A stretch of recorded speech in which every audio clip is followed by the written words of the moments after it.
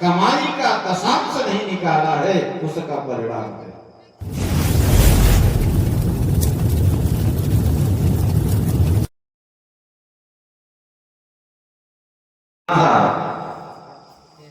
कि मैं सुनता था कि आश्रम से 5-6 गांव जुड़े हैं, उन गांवों में पहुंच करके प्रत्येक सदस्यों से मिलूं, वहां की जागृति हो, जन जागृति हो, आश्रम से जुड़े, मैं उनको पहचान सकूं तथा वो मुझे पहचान सके, ये उद्देश्य था। और इस श्रीराम महायज्ञ में के संबंध में गांवों में जो सभा आयोजित हुई, उन सभाओं से ये मुझे पता चला कि हमारा क्षेत्र सामान्य नहीं है, धर्म पथ के लिए महान गौरवशाली है। सभी लोग बढ़ चढ़ करके भाग ले रहे हैं, क्षमता से अधिक ताकत लगा करके भाग ले रहे हैं। बड़ा आदमी यदि करोड़ भी रुपया दे दे तो उसकी कोई विशेष मान्यता नहीं होती है। गरीब यदि खून पसीने की मेहनत से यदि 1 रुपया दे दे तो व्यक्ति के जीवन सुख शांति प्रदान करता है। बड़ा आदमी तो पैसा देता है, उसके पीछे अहंकार प्रशंसा की कामना होती है। गरीब जो देता है उसके देय पदार्थ में श्रद्धा और विश्वास होता है।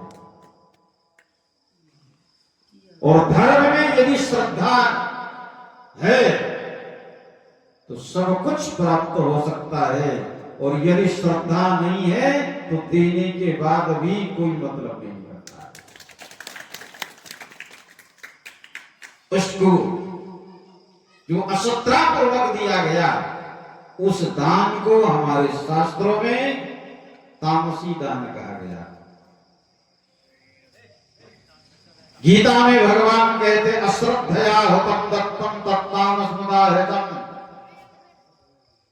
जो अश्रद्धा पूर्वक दिया गया जो दान है तमोगुणी दान है, और तमोगुणी जो दान होता है वो व्यक्ति के जीवन में सुख शांति नहीं, अशांति फैलाने वाला होता है। यज्ञ में विधि की आवश्यकता होती है। कोई भी काम है यदि विधान पूर्वक किया गया तो उससे लाभ होता है, और अविधि पूर्वक किया गया, विधान पूर्वक नहीं किया गया, मनमानी ढंग से किया गया तो लाभ तो होगा नहीं, बल्कि इसकी जगह में उपद्रव बना रहेगा। इतिहास पुराणेषु वेद शास्त्र विधिं विना केवली हेतु की भक्ति उत्पाता एव केवलम। वो उपद्रव खड़ा करता है, व्यक्ति के जीवन में अशांति उत्पन्न करता है, व्यक्ति के जीवन को दुखित बनाता है, रोगी बनाता है, जो अविधि पूर्वक किया जाता है। तीसरी बात, हमारे शास्त्रों में लिखा हुआ है कि जब व्यक्ति ध्यान करता है तो ध्यान से मन शुद्ध होता है, और जब व्यक्ति संस्कार से संस्कारित होता है तो माता का गर्भ पवित्र होता है, और व्यक्ति जब दान देता है तो दान देने से हमारा धन शुद्ध हो जाता है। ध्यान देना, किसान के लिए भगवान ने जो बीज बनाया है उससे होने वाले जो फसल है उसमें 3 भाग होते हैं। जड़ भाग, विशेष बीज का भाग और फल का भाग। जो फसल का फल होता है, अन्न जो पैदा होता है, वो मनुष्यों के लिए बनाया गया, चिड़ियों के लिए, पक्षियों के लिए बनाया गया। जो बीज का भाग होता है वो पशुओं के लिए बनाया गया, और जो जड़ भाग होता है वो जमीन के लिए बनाया गया। फसल जब निकल आती है, हम घर में लाते हैं, तो फसल के कुछ कण नीचे पड़े रह जाते हैं, उसमें हमारा अधिकार नहीं होता, किसान का अधिकार नहीं होता है। कहेंगे खेत हमारा है, फसल हमारी, हमारा अधिकार क्यों नहीं? वो तुम्हारा अधिकार नहीं है। फसल उठने के बाद जो वहां पर शील गिरा या कण गिरे, वो पक्षियों के लिए होता है। या मार्केट में गया जो गिर जाता है दाना, वो तुम्हारा नहीं है, वो जीवों के लिए, पशु पक्षियों के लिए है।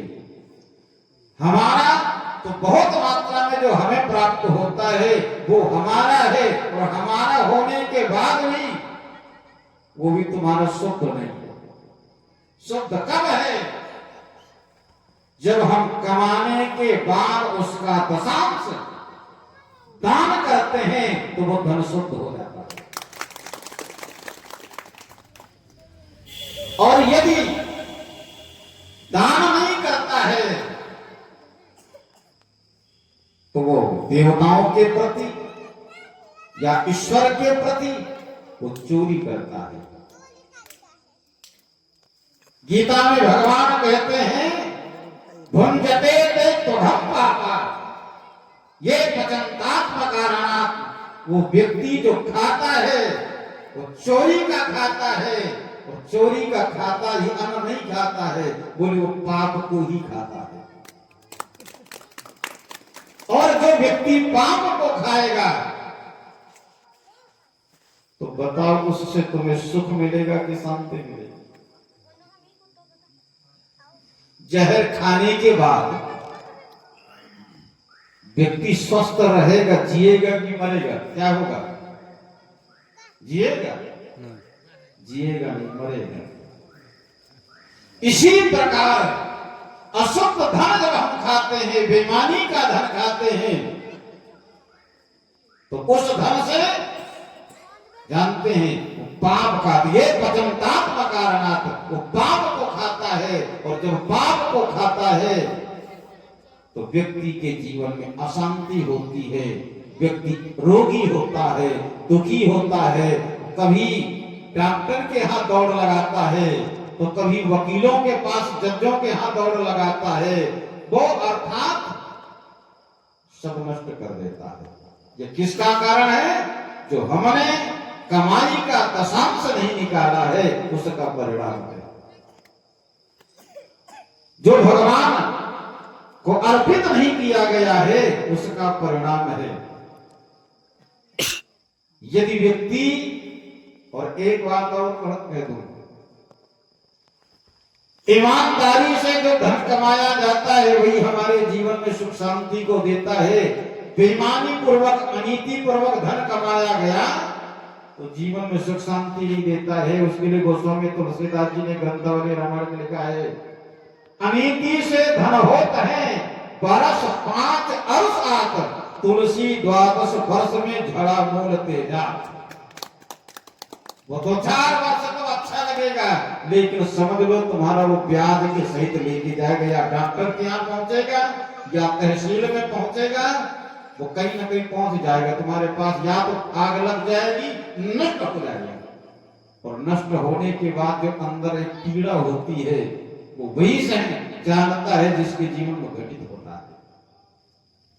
इसलिए धन को शुद्ध करने के लिए हमारे महापुरुषों ने दान की व्यवस्था बताई है।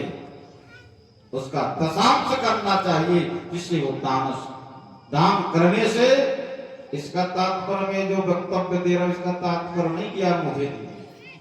मैं तो एक सैद्धांतिक बात बताता हूं। खैर आया तो इसलिए है।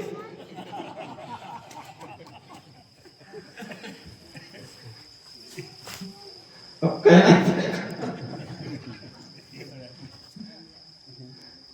तो दान करने से धन शुद्ध हो। मैं सैद्धांतिक बात बता रहा हूं और सैद्धांतिक जो बात होती वो अकाट्य होते। हमारे यहाँ सिद्धांत की व्याख्या कीजिए शास्त्री जी, आप तो जानते ही होंगे। जब व्याकरण में सिद्धांत का अर्थ किया गया तो क्या कहा? वादी प्रतिवादभ्याम नम्रतत्वेन क्षेपरहिता अर्था सिद्धांता। जो वादी प्रतिवादी के द्वारा जो निर्णय है अर्थात जिसका कोई खंडन वंडन नहीं हो सकता है, जो अकाट्य विचार होते उसी को सिद्धांत कहा जाता है। तो सिद्धांत की जो बात होती है वो अकाट्य होती है। इस शास्त्रों की बात, शास्त्र सिद्धांत को प्रस्तुत करता है। इसलिए व्यक्ति को दान करना चाहिए, लेकिन दान की भी व्यवस्था हमारे यहां बताया गया है। दान करें तो किसको करें?